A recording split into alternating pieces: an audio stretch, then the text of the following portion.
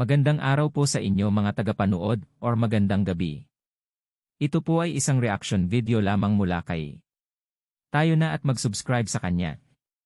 Pa-subscribe na rin po sa channel ko. Tara na at nang masimulan na natin.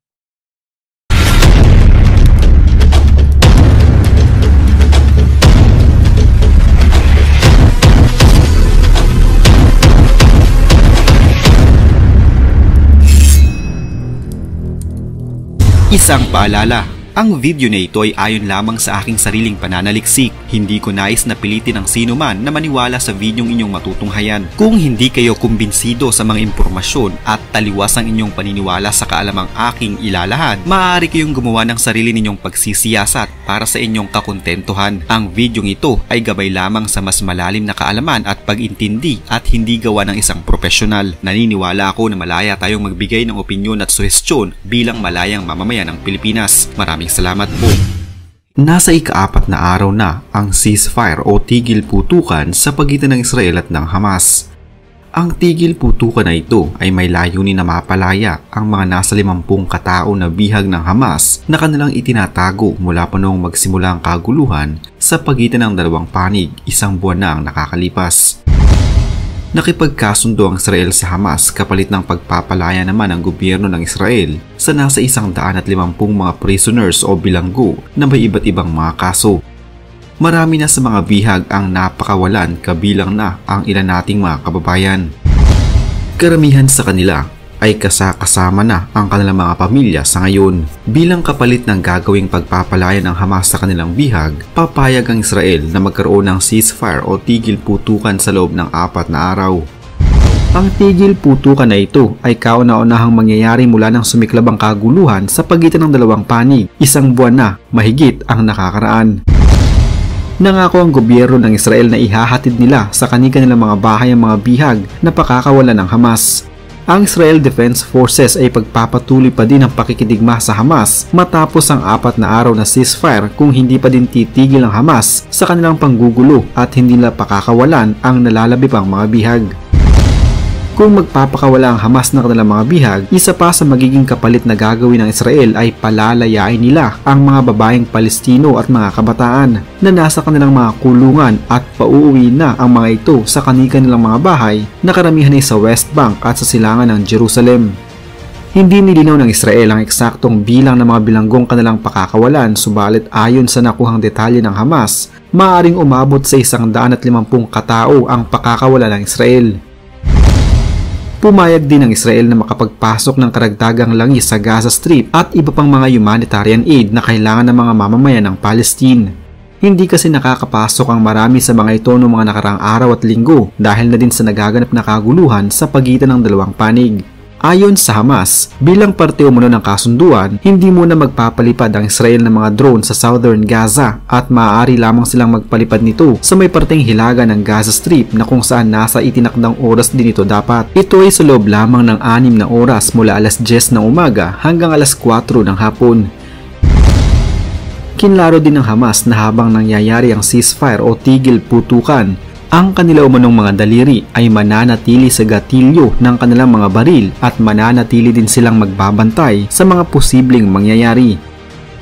Sa isang pagpupulong bago pa man mangyari ang kasunduan, ang IDF, Shin Bet at Mossad ay nagpakita ng kanilang suporta sa tigil putukan.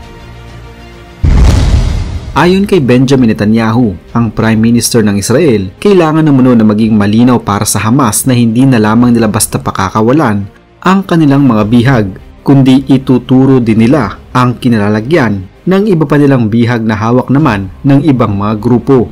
Hindi din nila pakakawalan ng mga bilanggong Palestino na ang kaso ay may kinalaman sa pagpatay.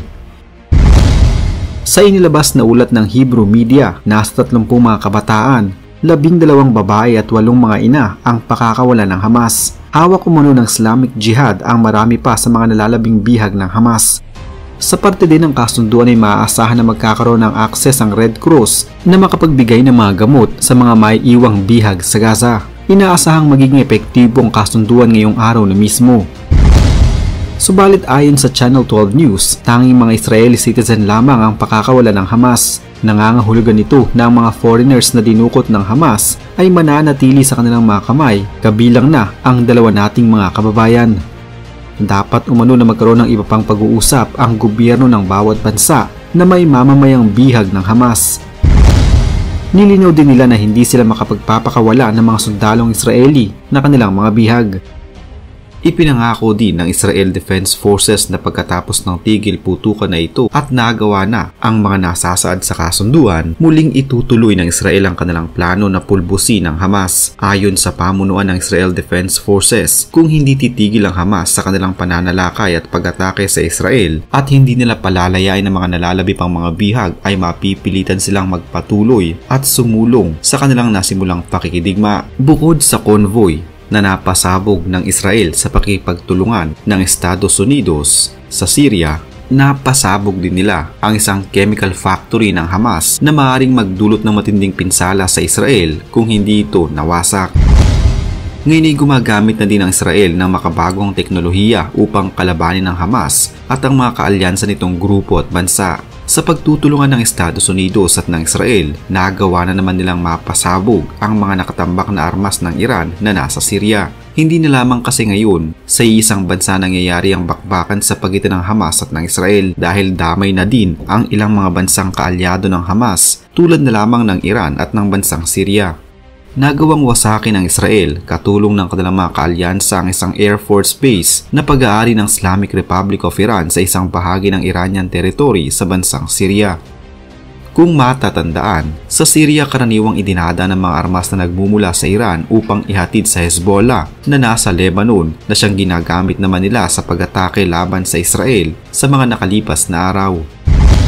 Ang puwersa ng Israel ay gumagamit ng isang stealth technology na kung saan nagagawa nila ang kanilang mga sasakyang panghimpapawid na umatake at mag-airstrikes nang hindi na dedetect ng kanilang mga kalaban tulad ng Iran, Syria at iba pang mga bansang kalaban ng Israel. Malalaman lamang ng kanilang kalaban ng ginawang pag-atake na ito kung tapos na ang pag-atake.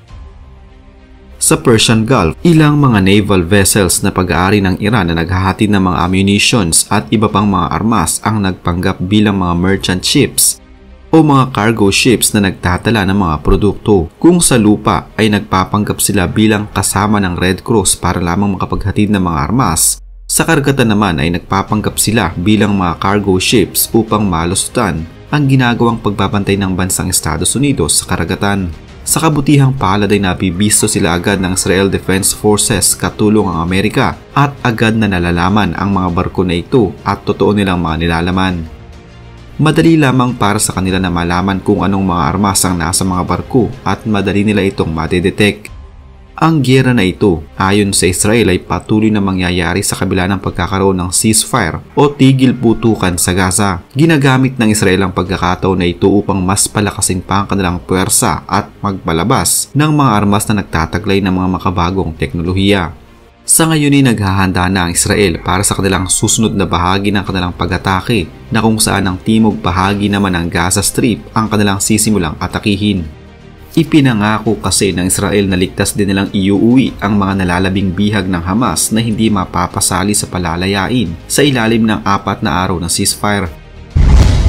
Matapos na palayain ng Israel ang ilan nila sa mga bilanggong Palestinians, hinuli naman ng Hamas ang 2 Palestinian citizen na hinihinalang nag-iispiya sa kanila at naghahatid ng balita at impormasyon sa Israel. Pinatay nila ang mga Palestinians na ito ng Hamas sa harap ng publiko, tsaka sila isinabit sa mga poste ng ilaw sa West Bank.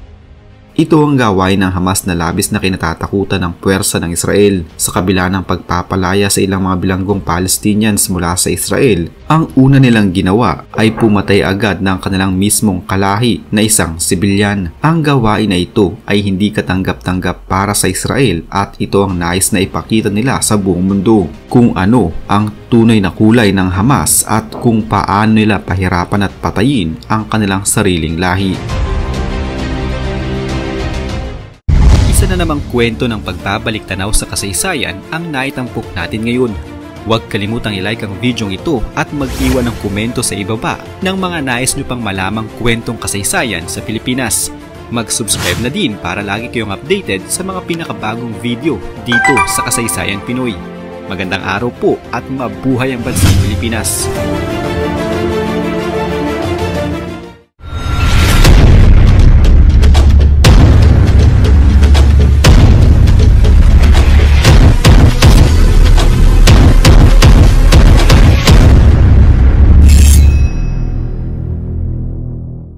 Maraming salamat po.